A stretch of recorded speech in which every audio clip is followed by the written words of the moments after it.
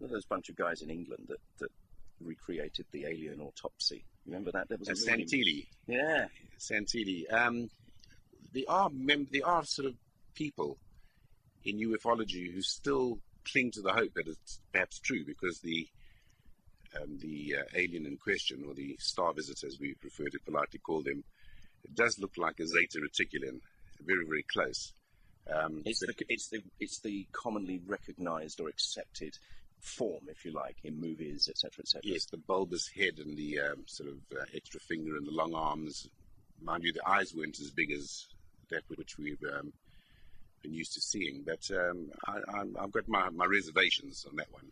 Well, why is that? That's interesting, because that's the real famous one. I'm wondering why that's the one that we always talk about if you have your reservations. Purely because the way Santilli's handled it with hype.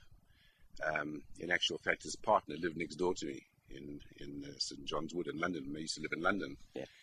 And we've also seen an analysis of that film where you have a mortician or a pathologist. Oh, that was a mock-up, surely, the whole thing. But what makes me curious is going back to the beginning of that episode, where apparently an ex-army photographer did hand him a can full of film, the real one.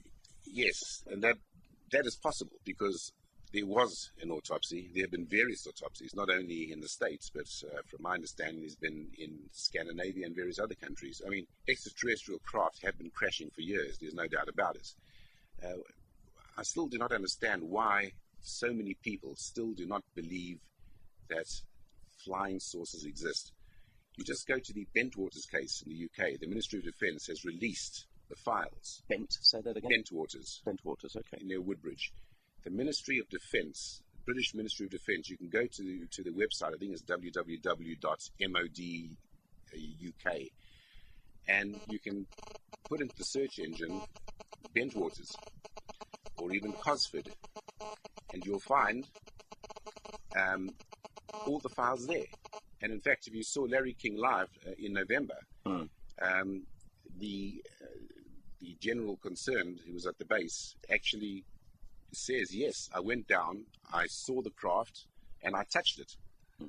And then it flew off at tremendous speed. Now, as far as I know, we don't have any technology like that. I remember seeing also, probably in the same thing. There was an interview with one of the guys who says he was working in the hangars there, and he described and drew very, very carefully. Robert Lazar. Yeah, what he saw. And people were hard pushed to criticise him, actually. Well, this is the whole point, physical evidence. You see, what they've done with poor old Bob Lazar, he did work at Area 51. The military intelligence services removed all evidence of his college and his university qualifications. Yeah. And they basically tried to, they framed him with a, sort of made out that he ran a brothel or something. I mean, he couldn't get a job, the poor guy.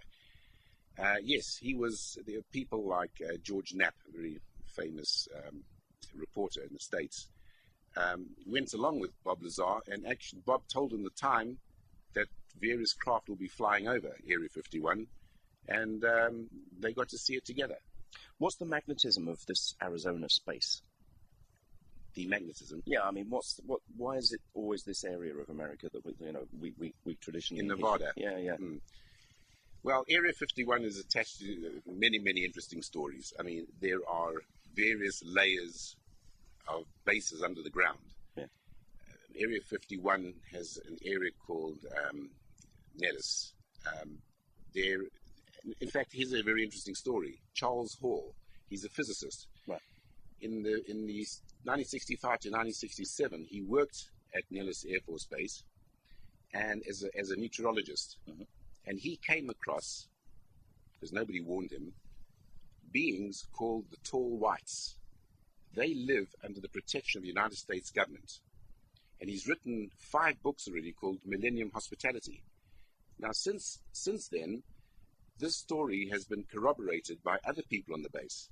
So you can see already that this part of the world, this base, particularly Area 51, has a great amount of mystery attached to it. What's a tall white? A tall white is it's an extraterrestrial, basically white skin. They live to 800 years old. They have, they look very, very similar to us, and dressed up with a hat and coat, you wouldn't perhaps tell the difference. They don't have teeth.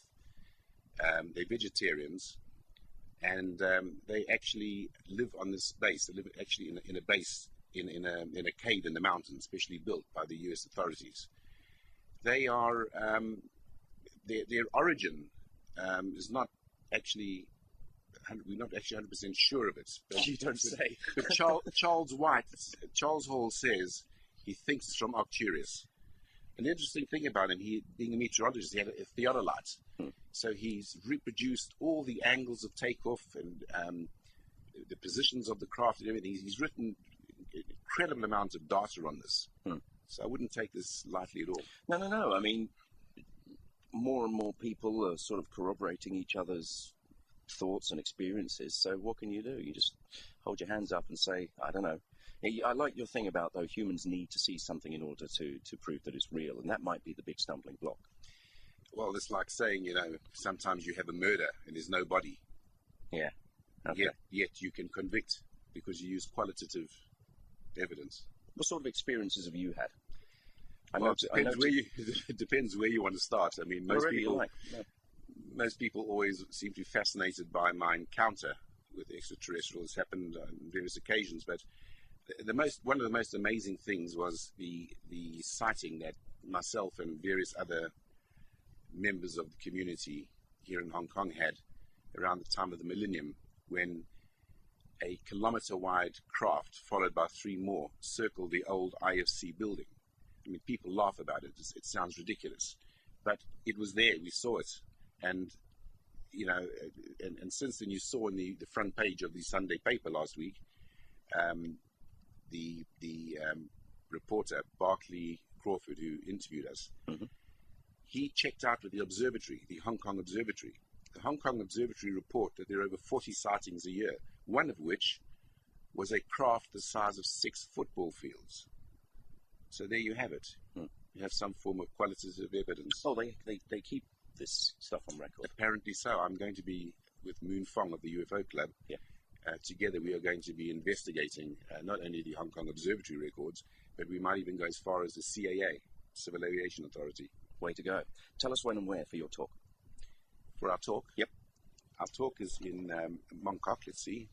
Try and get this address.